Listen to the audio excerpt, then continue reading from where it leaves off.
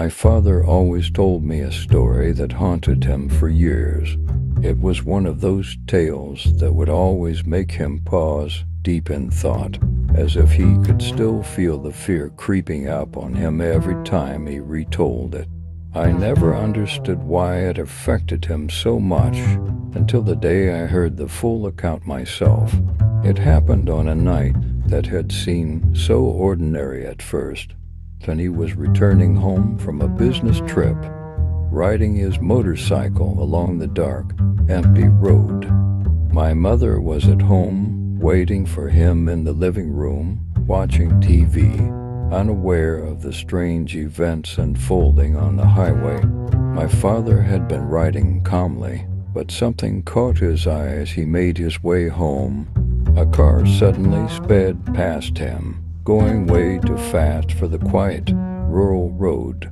He didn't think much of it at first, just another reckless driver, but there was something unsettling about it, something that would soon shake him to the core. As he continued on, the car pulled ahead, its headlights illuminating the road in front of him. But it wasn't the headlights that caught his attention. It was what he saw on top of the car that made his heart stop. There, crouched and watching him, was a dark, emaciated creature. Its fur was matted and thick, and its glowing red eyes were fixed directly on him. He didn't know what to think. Was it real, or was he just imagining things after a long day of travel? That moment left my father feeling cold more than he'd ever been before. As the car sped off, the creature remained visible, staring back at him as if it knew he had seen it. My father couldn't shake the feeling that something was terribly wrong. Something beyond explanation was unfolding on that road, and he had no idea what was to come next. As my father continued down the road, the car that had passed him was now in the distance, its headlights blinding in the dark night. He thought he had seen the last of it, but then something caught his eye again. The car was a few meters ahead, but this time the headlights revealed something that made his blood run cold. There, crouched atop the car, was a strange creature. It was dark and thin, almost skeletal, covered in thick, matted fur. Its eyes, glowing a deep red, were locked onto my father as if it knew he was watching. The creature's gaze was unnervingly intense, and it felt as though it was staring directly into his soul. As the car sped away, the creature didn't disappear with it. Instead, it stayed there, its eyes following my father, watching him until the car was no longer visible. My father couldn't comprehend what he had just witnessed. He was frozen, unsure if he had seen it clearly, if it was real or just some figment of his imagination. But the fear in his chest was undeniable. It was as if the creature's gaze had pierced through him, leaving him shaken to the core. He tried to shake off the fear, but it lingered, the sensation of being watched, too overwhelming to ignore. Despite the fear gnawing at him, my father continued on his path, his mind racing with questions. What was that thing? Where had it come from? But as he slowed down, trying to steady his nerves, he couldn't shake the feeling that something far worse was yet to come. The darkness of the night seemed heavier now, and every passing second felt like a warning. A few minutes later, my father's heart sank when he came upon a horrific scene. The car that had passed him earlier was now wrecked, having collided head-on with a large truck. The twisted metal and shattered glass scattered across the road painted a grim picture. The headlights of the car flickered, casting eerie shadows on the wreckage. It was clear there was nothing anyone could do. He pulled over, hoping to help, but the firefighters had already arrived, and there was nothing he could offer. The grim reality of the situation hit him hard. The lives that had been lost in an instant, the brutal consequences of a single moment's misjudgment.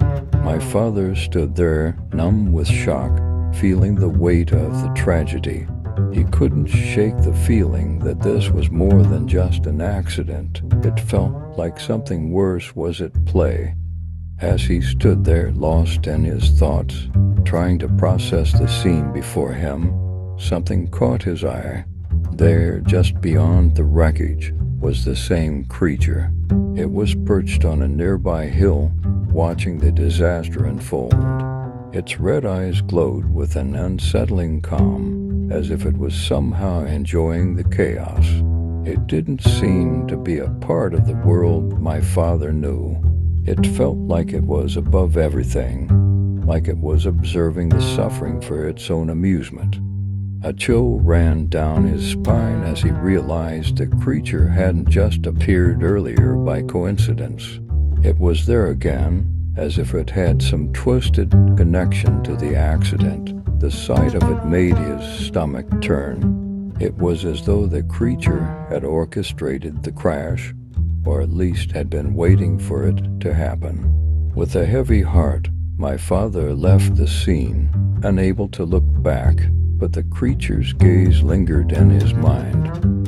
My father tried to push forward, his hands trembling on the handlebars.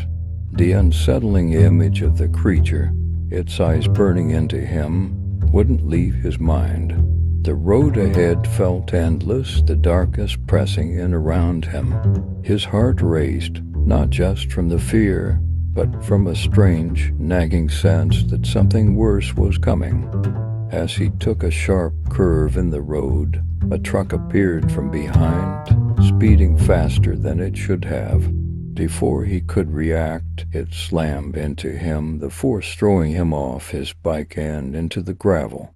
He crashed hard, his body slamming against the road with sickening force. Pain exploded throughout his body, and everything went black. When he finally came to, the world was a blur of darkness and silence. His body ached, and the coldness of the night was all around him. His motorcycle lay abandoned several feet away, its headlights still flickering weakly in the distance. The truck that had hit him was nowhere to be seen. It had disappeared without a trace, leaving him in the middle of nowhere, injured and alone. Dazed and struggling to move, he tried to call for help, but no one answered. The road was empty, and the only sound was the wind rustling through the trees. As he lay there, broken and vulnerable, something cold and terrifying gripped his chest. He could feel it once again. The creature was near, but this time he couldn't bring himself to turn around and face it. In pain and unable to move properly, my father raised his hand weakly, hoping for someone to pass by. His body was bruised and battered, and he could barely keep his eyes open. He had no idea how long he'd been lying there, but the dark, empty road was suffocating. All he could do was hope that someone, anyone, would see him and stop. Just when he thought he couldn't go on, a bus appeared on the horizon, its headlights breaking the stillness of the night. The driver saw him and pulled over, helping him onto the bus. The journey to the hospital felt like an eternity, but once there, he was able to contact my mother, explaining what had happened. Despite the shock and pain, he managed to find some relief in knowing that help had finally come. The physical wounds healed over time, but the psychological scars were much harder to shake. My father tried to go on with life, but that night the creature, the truck, the unsettling sense of something watching him stayed with him. He could never forget the feeling that something unnatural had been there with him. Something that had followed him for reasons he could never understand. Even now, years later, my father still remembers that night. The fear in his eyes when he talks about it is unmistakable. The memory of the creature, the truck, and the eerie silence that followed the accident remains burned into his mind.